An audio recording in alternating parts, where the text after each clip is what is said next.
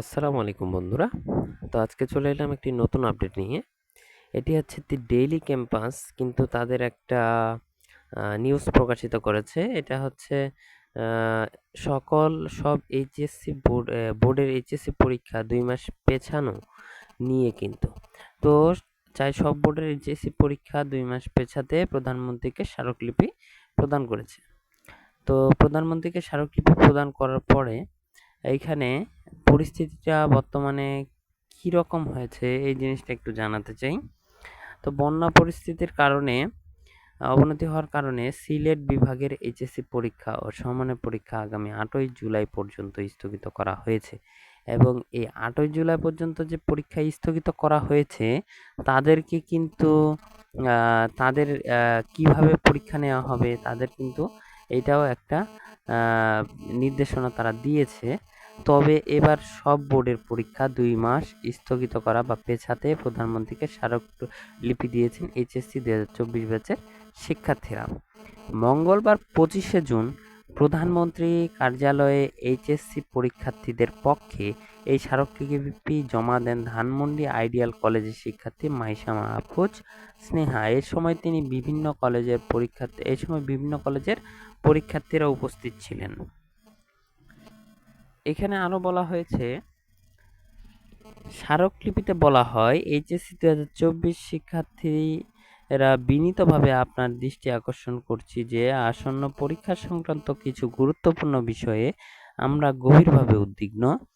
এ পত্রের মাধ্যমে আমাদের দাবির সপক্ষে যুক্তি উপস্থাপন করছি এবং আপনার সদয় বিবেচনা কামনা করছি।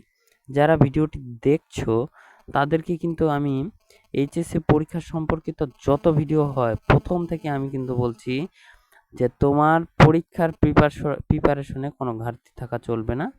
পরীক্ষা যদি পিছায় তবুও কিন্তু তারা জানিয়ে দেবে, পরীক্ষার একদিন আগে হলেও কিন্তু জানিয়ে দেবে। আর তোমার প্রিপারেশন কিন্তু তোমার মতোই চালিয়ে যেতে হবে। আপনার সদয় বিবেচনা কাম্য করছি। এতে আরও বলা হয়, ভারী বৃষ্টিপাতে পাহাড়ি ঢলে সিলেট, সুনামগঞ্জ, মৌলভীবাজার বিস্তীর্ণ এলাকা প্লাবিত হয়ে পানিবন্দী হয়ে পড়েছে। ১৫ লাখের বেশি মানুষ কিন্তু পানিবন্দী হয়ে পড়েছে। এর মধ্যে ৩০,০০০-এর বেশি আশ্রয়কেন্দ্রে ঠাঁই নিয়েছে। এবারের বন্যায় সিলেট নগরের ২৩টি ওয়ার্ড সহ ১৩টি উপজেলায় বৃহস্পতিবার ২০শে জুন সকাল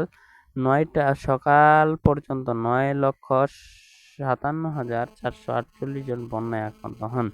এদিকে দ্বিতীয় দফায় সিলেটে ৮৮৯টি বিদ্যালয় বন্যা কবলিত হয়েছে। এর মধ্যে ২২৬টি বিদ্যালয় বন্যার্তদের জন্য আশ্রয়কেন্দ্র হিসেবে খোলা রাখা হয়েছে। তো এইখানে সিলেট বোর্ডের পরীক্ষা তারা কিন্তু যেহেতু প্রত্যেক বোর্ডের সিলেবাস আলাদা, প্রত্যেক বোর্ডের কোশ্চেন আলাদা হয়, সেক্ষেত্রে তারা সিলেট বোর্ডের প্রশ্নপত্র আলাদা করবে, এটাই স্বাভাবিক। কিন্তু মাদ্রাসা বোর্ড, কারিগরি বোর্ড একটা হওয়ার কারণেই এটা নিয়ে তারা একটু কনফিউজের মধ্যে আছে। এটাও তারা জানিয়ে দিয়েছে, আমি আমার চ্যানেলে আপডেট দিয়ে দেব। তারপরে বলেছে, স্যার বেশ কয়েকদিন ধরে ভারী বর্ষণের চট্টগ্রাম অঞ্চলের বিভিন্ন নদীর পানি বেড়ে পানিতে তলিয়েছে টেকনাফ। বিভিন্ন পানি, যদিও পানি কেবলমাত্র নামতে শুরু করেছে, তবুও বন্যা পরিস্থিতির উন্নতি এখনো দেখা যাচ্ছে না। এই অঞ্চলে এসব পরিস্থিতির পাশাপাশি ময়মনসিংহ বিভাগের বন্যা পরিস্থিতির চরম অবনতি হচ্ছে। বন্যা কবলিত রয়েছে বিভাগের নেত্রকোনা জেলার সহস্রাধিক পরিবার ও শত শত গ্রাম। পরীক্ষার্থীরা বলেন, ছাত্রছাত্রীদের এইচএসসি পরীক্ষা শেষ করে ভর্তিযুদ্ধে নামতে হয়। সারা জীবনের স্বপ্ন অল্প কিছু দিনের প্রস্তুতির ওপর নির্ভর করে। গত বছর চট্টগ্রাম বোর্ডের পরীক্ষা ১০ দিন পেছানো হয়েছিল, কিন্তু মেডিকেল বিশ্ববিদ্যালয়গুলো ভর্তি পরীক্ষা পেছায়নি। সব বোর্ডের সাথে চট্টগ্রাম বোর্ড পিছিয়ে পড়া ছাত্রছাত্রীরা ভর্তি পরীক্ষা দেয়। এমত অবস্থায় স্বাভাবিকভাবে ছাত্রছাত্রীরা মানসিকভাবে পিছিয়ে পড়বে। বাকিদের অনেক পরে ভর্তি প্রস্তুতিটা শুরু করার মানসিক চাপের কারণে অনেক স্বপ্নভঙ্গ ঘটার আশঙ্কা দেখা দেয়। অথচ সকলেই একই শিক্ষা ব্যবস্থার অন্তর্গত, সকলেই লেভেল প্লেয়িং ফিল্ড পাওয়ার অধিকার রাখে। তো শিক্ষার্থীরা কিন্তু তাদের পক্ষ থেকে যথেষ্ট বলেছে। আমিও সমর্থন করি যে পরীক্ষা অবশ্যই পিছানো দরকার, কারণ শিক্ষার্থীদের এইচএসসি পরীক্ষা হলো জীবনের একটি গুরুত্বপূর্ণ পরীক্ষা।